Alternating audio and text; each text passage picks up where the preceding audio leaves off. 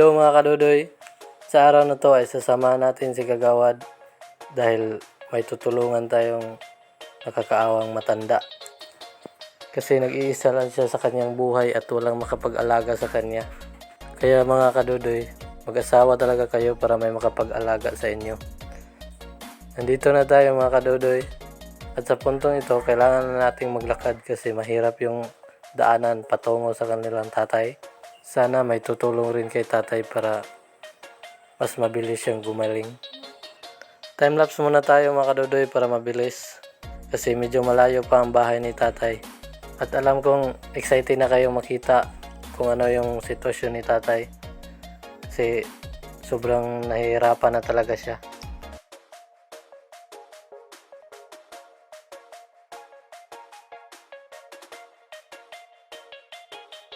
At sa puntong ito mga kadudoy, tinanong ni Kagawad yung kapitbahay ni tatay kung kamusta na siya.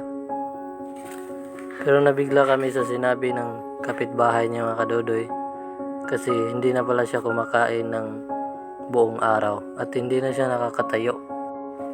Hirap na siyang kumain mga kadudoy kasi hindi na niya nalalasahan yung lasa ng pagkain.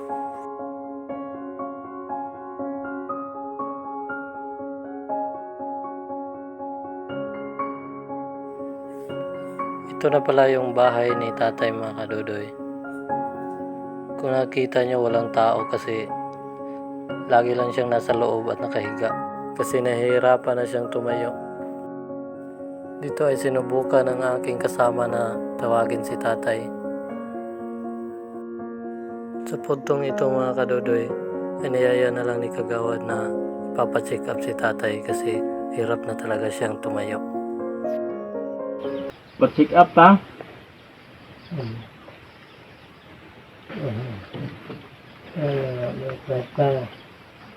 Ta, kuyog lang ta? Kuyog lang ta para maayaw ka. Kaya pala ayaw sumama ni tatay mga kadudoy kasi wala siyang pera. Pero nung nalaman niya na si Kagawad na ang bahala sa mga gastusin niya, di siya nagdalawang isip na sumama sa amin. Kaya napaisip na lang kami mga kadudoy na gusto pa talagang mabuhay ni tatay. Pero hirap na hirap lang talaga siya sa buhay at wala siyang pera pang pa-check up. Kahit nga sa pagkain mga kadudoy ay hirap na hirap din siya kasi wala siyang hanap buhay. Ang ginagawa niya lang ay nagtatanim ng mga gulay para may pagkain siya sa pang-araw-araw.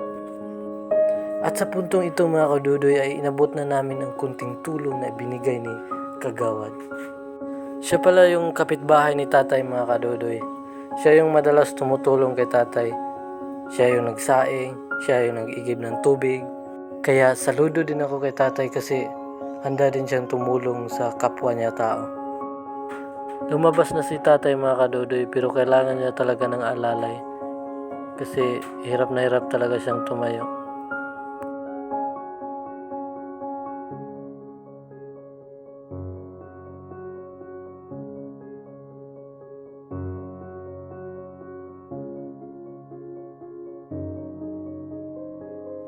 Dito mga kadudoy ay kinakabahan kami kasi biglang nahihilo si tatay at nawala ang kanyang paningin. Ito talaga ang resulta mga kadudoy kapag wala kang kain buong araw. Kaya mahalaga talaga mga kadudoy na kumakain tayo sa tamang oras para malusog palagi ang ating katawan mga kadudoy. At handa tayong lumaban sa araw-araw na pagsubok na mangyayari sa ating buhay mga kadudoy. Kahit may pagkakataon na madapa tayo mga kadudoy, kailangan talaga nating bumangon. Para kanino ka bumabangon mga kadudoy? Sa puntong ito mga kadudoy ay naglakas loob na si tatay lumakad kasi gusto niya talagang gumaling. Makikita talaga natin mga kadudoy na hirap talaga lumakad si tatay. Sobrang naaawa na talaga ako kay tatay mga kadudoy kasi wala na talagang lakas ang kanyang katawan. Kaya kailangan talaga niya ng alalay para makalakad siya ng maayos mga kadudoy. Kitang kita talaga sa video mga kadudoy na hirap talagang buhatin ni tatay ang kanyang tsinilas sa paglalakad mga kadudoy. Nahihirapan din kami mga kadudoy kasi sobrang liit ng daan. Kailangan talagang alalayan ni tatay para hindi siya madapa. Kasi wala talagang lakas ang buong katawan ni tatay mga kadudoy. Huminto muna kami kasi nahubad yung short ni tatay dahil sa sobrang payat na niya mga kadudoy. Kaya humanap ng paraan si Kagawad mga kadudoy. Tiksan ko. Hahanap sana ng lubid ng saging si Kagawad mga kadudoy. Kaso sabi ni tatay hawakan na lang niya mga kadudoy. At sa puntong itong mga kadudoy ay medyo matatagalan talaga kami kasi hinang-hina na talaga si tatay at sobrang sikip pa ng daan. At pati yung kasama ko mga kadudoy ay nahihirapan din. Pero di na nila ininda yon mga kadudoy. Sa puntong ito mga kadudoy ay kinakabahan na talaga ako kasi palagi na lang nahihilo si tatay at baka may masamang mangyari sa kanya. Kami ang sisihin ng mga tao mga kadudoy. Pero wala naman kaming ibang intensyon mga kadudoy kundi gumaling si tatay at maging maayos na siya mga kadudoy. Pero alam nyo naman dito sa Pilipinas mga kadudoy, kahit ano pang kabutihan ang gagawin nyo, marami pa rin ibang tao na masama yung tingin sa'yo. Pero kahit may mga taong ganun ang tingin sa amin mga kadudoy, ay pagpatuloy pa rin namin tumulong. Kasi dito kami masaya na makatulong sa kapwa namin tao. Balik naman tayo kay tatay mga kadudoy. Sa puntong itong mga kadudoy ay hindi na mahirapan si tatay na maglakad kasi malapit na kaming nakarating sa aming mga motor. Grabe talaga yung katawan ni tatay mga kadudoy. Nakakaawa ng tignan kasi sobrang payat na payat na. May nakapagsabi pala sa amin mga kadudoy na magkasing katawan daw si tatay at si Johnny Sins noon. Pero ngayon, magkasing katawan na lang sila ni Wamos Cruz. Joke lang mga kadudoy. Sa wakas ay di na mahihirapan si tatay dahil nakarating na kami sa aming mga motor at hindi na siya mahihirapang maglakad mga kadudoy. Inayos na ni Kagawad ang kanyang motor mga kadudoy kasi mag-joyride na sila ni tatay patungo sa klinik. Dito mga kadudoy ay pumasok na si Boss Ricker para tulungan si Jansina na iakyat si Wamos Cruz sa motor ni Boy Banat. Kasi hirap na talaga si Wamos Cruz mga kadudoy. Huwag niyo sanang masamain dahil biro lang at pampatanggal stress lang yon mga kadudoy. Dito mga kadudoy ay ako na ang humawak kay tatay kasi mabigat si Boss Ricker at baka masira ang motor ni Kagawad. Timelapse muna tayo mga kadudoy kasi medyo malayo pa yung clinic na pupuntahan natin. Tulungan nyo naman kami mga kadudoy kahit sa pag-share lang ng video nito at baka may tutulong kay tatay at mag-abot ng mga grocery. Sa puntong ito ay nakarating na kami sa clinic mga kadudoy. Sa wakas ay nakahinga na rin kami ng maayos mga kadudoy kasi nakarating na kami sa clinic at may doktor na dito. Sa puntong ito mga kadudoy ay pinapaupo muna namin si tatay dahil may mas nauna pa na pasyente sa kanya at kailangan talaga naming mag-antay kasi medyo busy pa yung doktor mga kadudoy. Sa puntong ito mga kadudoy ay gusto nang umuwi ni tatay kasi nahihilo na talaga siya at gusto na niyang magpahinga. Pero pinagsabihan siya ng aking kasama na kunting tiis na lang talaga dahil siya na ang susunod mga kadudoy. Dito mga kadudoy ay pinapainom muna siya ng gatas ng doktor dahil wala pang laman ang kanyang tiyan dahil wala pa siyang kain buong araw mga kadudoy. Tinanong namin siya mga kadudoy kung kailan siya huling kumain at ang sagot niya mga kadudoy ay kahapon pa ng alas 10 ng umaga.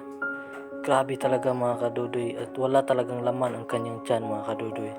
Kung ako nasa sitwasyon ni tatay mga kadudoy, hindi ko talaga kakayanin ang walang kain ng buong araw. Kasi isang kainan pa lang mga kadudoy, nahihilo na ako.